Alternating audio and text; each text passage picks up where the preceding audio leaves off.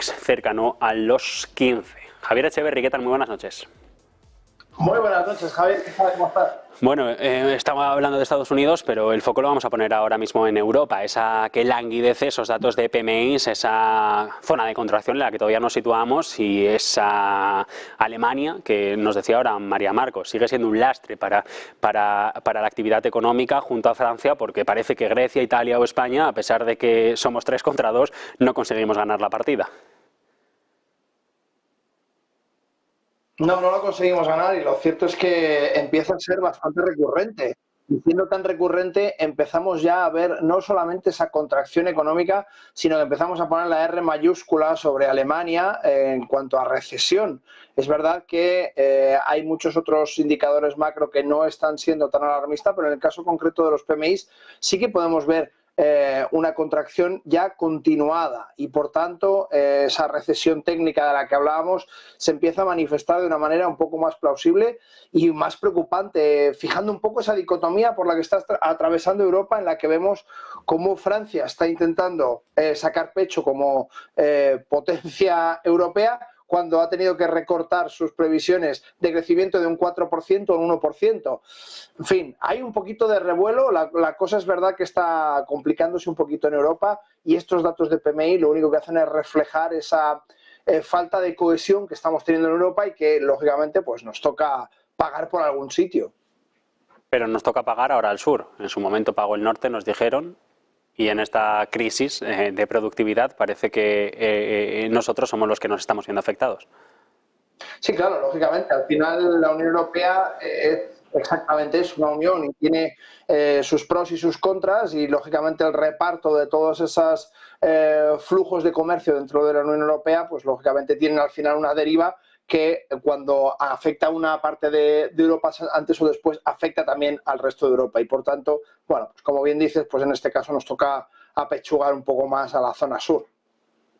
Para una como Fuentovejuna, para lo bueno y para lo malo se están demostrando en las sucesivas crisis. Javier, el foco puesto, pendientes en el petróleo, esa reunión de la OPEP de mañana, no se esperan grandes cambios, se espera que todo más o menos se quede como está, pero todo condicionado a esas políticas de Arabia Saudí y Rusia que nos siguen marcando el tempo. Por supuesto, en definitiva tenemos todos los grandes productores. Rusia sabemos que está haciendo malabares desde el principio de la guerra y con todos los bloqueos que está poniendo la Unión Europea se los está saltando absolutamente con distintas líneas y vías de canalización. Hemos comentado hasta la saciedad todos esos navieros griegos que habían distribuido los hidrocarburos de Rusia y en definitiva tienen la sartén por el mango en esta zona del mundo. Es verdad que al fin y al cabo el crudo es algo que está extremadamente globalizado y que al fin y al cabo la demanda de crudo es la demanda global de los países desarrollados y por tanto pues influye muy mucho no solamente lo que decida la OPEP sino además lo que decidan también el resto de países que no están en esa organización. Al fin y al cabo lo que estamos viendo es justamente ese tentadero que está haciendo el crudo, el Brent, justamente rompiendo por fin, ahora sí, la zona de los 87.05, lo tenemos cotizando en este momento en 88.68 y es una zona de resistencia importante. Es un canal que había testeado anteriormente, además con fuerza y con ganas. Recordemos que lo hemos visto hace muy poquito en esos $95 en septiembre del 23, pero fijaos cómo todo ese testeo anterior se recortó muy rápido. Esta subida mucho más lenta, mucho más escalonada, mucho más consistente y que además tiene un sentido estratégico en cuanto a las tensiones que se están viviendo, tiene todo el sentido del mundo y por tanto, como decíamos, justamente había que contextualizar, ¿no? Un poco lo que estaba sucediendo con todos los partícipes de los hidrocarburos, de todo ese universo que suponen los hidrocarburos, porque parece que cuando hablamos del crudo hablamos solamente del barril de crudo y como siempre decimos hay que meter eso en contexto, hay que contextualizarlo con el TASI, que vemos esta caída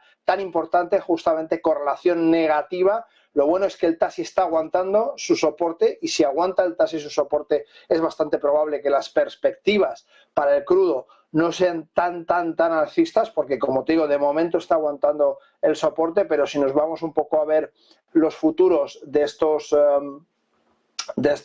commodities y nos vamos a ver concretamente los futuros, fíjate, del diésel, podemos ver claramente, os voy a ocultar esta imagen aquí, fenomenal, podemos ver aquí los futuros del diésel, como también tenemos este impulso cortito, chiquitín, pero que, como veis, no se sale de ningún rango importante. Si nos vamos a ver los futuros de la gasolina, nos vamos a encontrar la misma figura, ¿veis? Está en zona de máximos, pero no consigue todavía romper. Por tanto, que nadie se lleve todavía las manos a la cabeza, y es que efectivamente hay muchas posibilidades de que el crudo empiece a moverse en rangos superiores a los que está ahora mismo, pero todavía no estamos en ese punto. ¿Dónde tenemos que fijar nuestra atención? ¿Dónde sería importante no llegar, o por lo menos dónde tendría una trascendencia importante? En estos 95,28. Como veis, en cualquier gráfica que yo os ponga del crudo, veis ese mismo rango que está testeando ahora mismo y que se ve claramente después de este testeo de ruptura. No hay nada confirmado, y el siguiente máximo relativo más importante, recordemos que está en esos 95,28. ¿Quiere decirse que se va ahí? No, quiere decirse que de momento está testeando y que además el TASI aguanta, el Tadawul Share aguanta perfectamente ese soporte del que hemos hablado. Bueno, me decían ayer que por los riesgos geopolíticos, porque ahora se habla y tras esta subida, sobre todo provocada por el miedo de que Irán se entrometa de una manera más activa en la guerra en Oriente Medio, me decían ayer que los riesgos geopolíticos lo que hacen es condicionar en el entorno de los $5 el barril el precio que estamos viendo en estos momentos. No sé si tú haces esa misma cuenta o tienes las tuyas propias. Yo personalmente no hago esa cuenta.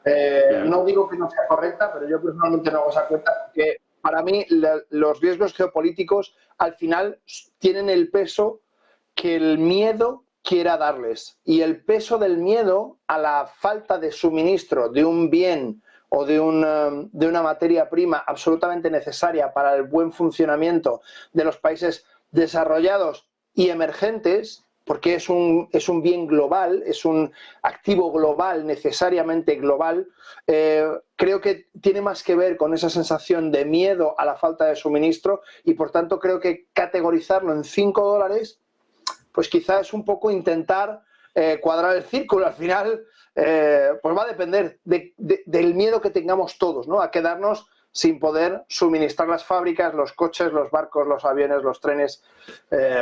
Necesitamos todos el hidrocarburo y de hecho, bueno, se están estudiando nuevas tecnologías con este tipo de hidrocarburos para buscar otros métodos distintos, pero al final seguimos siendo extremadamente dependientes de los hidrocarburos, y dentro de todas estas nuevas propuestas están también nuevas propuestas que incluyen hidrocarburos. Por tanto, desafortunadamente, de momento seguimos siendo dependientes durante muchos años, y la demanda de esta materia prima, de este bien tan codiciado para el buen funcionamiento del mundo entero, sigue siendo absolutamente imprescindible. Por tanto, ese miedo o esa tranquilidad es lo que realmente nos da un precio. Entonces, enclavarlo en $5 el barril arriba o abajo, a mí me parece un poco simplista, o quizá, como te digo, un poco buscando una medida que nos ayude a ponerle el cascabel al gato.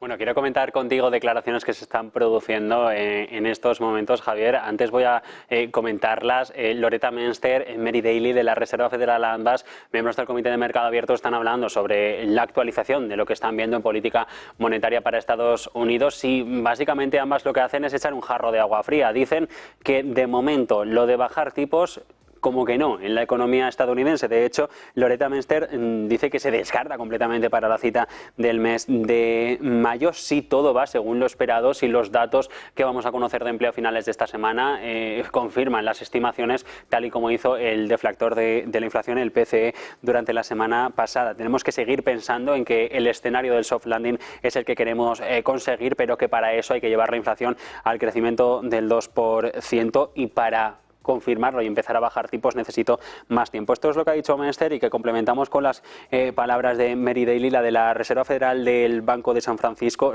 de la Reserva Federal de San Francisco, perdón, que lo que dice es que no hay urgencia en modificar la política monetaria de la Reserva Federal porque supondría un estrés, un riesgo real para la economía implementar de manera prematura recortes de tipos. Javier, no sé cómo ves tú estas declaraciones, si en estos momentos le están enmendando la plana en Menster, Daly a Jerome Powell por esas declaraciones diciendo que sería apropiado empezar a reducir esos tipos sobre los fondos a lo largo de 2024.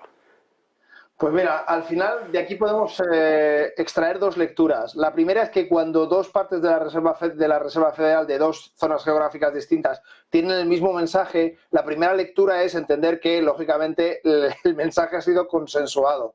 La segunda es que cuando la Reserva Federal es extremadamente prudente en sus declaraciones, está todavía jugando a ese 5 bajadas, luego 3, luego 2, pero no mantengo en 3 bajadas, y jugamos un poco a ese data dependent, y de repente nos encontramos dos portavoces de la Reserva Federal hablando claramente de que podrían no bajarse de manera inmediata los tipos de interés. Creo que el mensaje es justamente el de vamos a calmar un poco las aguas, pero casi siempre que vemos este tipo de declaraciones lo que sucede es lo contrario. No quiero decir con esto que en la siguiente reunión vayamos a tener un recorte de tipos porque no tendría demasiado sentido dado cómo está la economía en este momento. Pero lo cierto es que a mí este tipo de mensajes me hacen como a los lebreles levantar las orejas y estar pendiente de decir, oye, ¿por qué de repente son tan claros con que no van a bajar en la siguiente reunión los tipos de interés? Y a mí esto siempre me hace ponerme en guardia. Cuando organismos como la Reserva Federal, el Banco Central Europeo o cualquier banco central es tajante o es muy directo en una declaración y lo hacen en dos sitios distintos, dos portavoces distintos y el mensaje es muy similar, normalmente a mí me hace ponerme en guardia. A ti y a mucha gente en el mercado también, sobre todo. Por cierto, Javier, quería tratar antes de irnos contigo el tema de los coches eléctricos. He comentado esas entregas de Tesla que han llevado a desplome de la acción, que de momento también sigue con caídas ahora mismo acentuadas. El movimiento de las entregas y sobre todo el de Xiaomi presentando este fin de semana un nuevo eléctrico que era más barato y que dicen ahora mismo puede ser en su versión premium incluso mejor que un Tesla. ¿Esta guerra en qué punto está en estos momentos? Bueno, al final tenemos BYD, Xiaomi, tenemos un montón de empresas chinas que están haciendo las cosas muy bien y que tienen además apoyo del gobierno, tienen subvenciones del gobierno, cosa que a Estados Unidos le sienta francamente mal. Y lo cierto es que muchísimas economías mundiales desarrollan productos nuevos a base de subvenciones al I+D, al desarrollo, sin fin de tecnologías que ayudan a una producción más eficiente, más económica, más veloz. Y bueno, lo consideran que no es un juego limpio, no es un fair play que llaman los estadounidenses. A mí, en mi caso personal, me parece que están haciendo las cosas bien, están abaratando costes, están tomando un camino que ven factible, aunque quizá en la mente de todos sabemos que el recorrido de los coches eléctricos quizá no sea infinito y que tenga un espacio de tiempo en esta transición energética en la que pasamos justamente de los combustibles fósiles a combustibles más limpios, que probablemente cuando la tecnología de hidrógeno esté mejor desarrollada, mejor implementada, sea más eficiente, pues probablemente sea la tecnología que predomine dentro de un tiempo. Pero lo cierto es que a corto plazo y no tan a corto plazo, en los próximos 10 años es bastante probable que los coches eléctricos sigan siendo una potencia muy pujante y como lo están haciendo muy bien, pues lógicamente la cuota de mercado cada vez es más fuerte. ¿Qué han hecho de manera muy inteligente los chinos? Que han sido fábrica del mundo durante muchos años y que se les ha considerado productos de baja calidad por sus bajos costes, sacar coches de altísima gama. Hay coches de BYD en concreto que hacen auténticas maravillas, son 4x4 que giran sobre sí mismos con mecanismos de serie, con 4 rotores en las ruedas, motores eléctricos que hacen rotar el coche como quieras, son coches que valen en torno a los $200.000 y que hacen de la marca una insignia de que no solamente hacen coches baratos, sino que hacen coches de calidad y caros si los queremos caros. Y en este enfoque creo que es donde realmente China ha tenido un importante acierto en todo este comportamiento, ¿no? En concreto en la empresa BYD, estamos viendo la subida de Xiaomi porque ha salido hoy la noticia de la nueva presentación, pero en general la política general de estas empresas chinas está siendo dar también coches de alta gama, mostrar también coches de alta gama, crear coches que no solamente sean eficientes y baratos, sino que además también sean lujosos, caros y que satisfagan ese gusto occidental por ese lujo y exclusividad, para que no se vean marcas baratas, sino opciones más económicas dentro de una gama que podría competir perfectamente con las opciones de mayor lujo del mercado occidental. Y eso para mí es una piedra de toque que han hecho francamente bien los chinos. No sé si ahí lo que estamos siendo nosotros es un poco obtusos, porque nos gusta el lujo, es verdad, lo comentabas, queremos coches que sean caros, pero a lo mejor nos viene bien que sean eléctricos, que sean buenos y que sean baratos. Bueno, bonito, barato, como dice el refranero.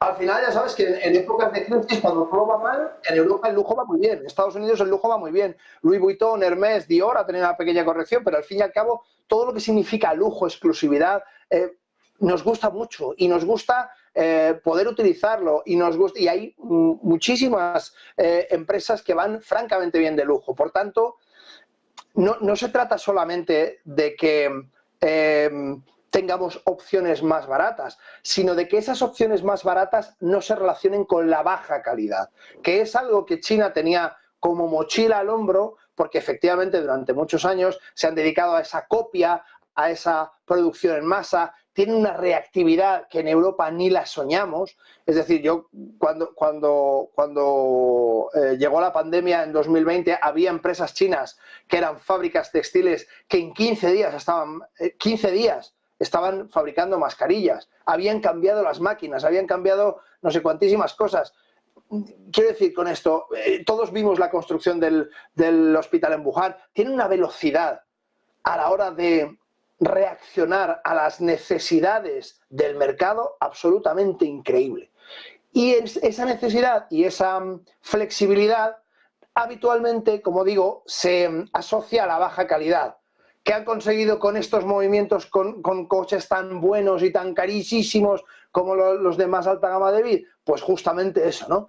Separar un poco esa idea de que por ser chino es malo, tiene mala calidad y es barato porque tiene mala calidad. Oiga, no, es barato porque es eficiente, pero hacemos las cosas muy bien. Y esta mentalidad es la que a medio y largo plazo, que recordemos que China es un jugador excepcional de medio y largo plazo, están haciendo muy bien ahora.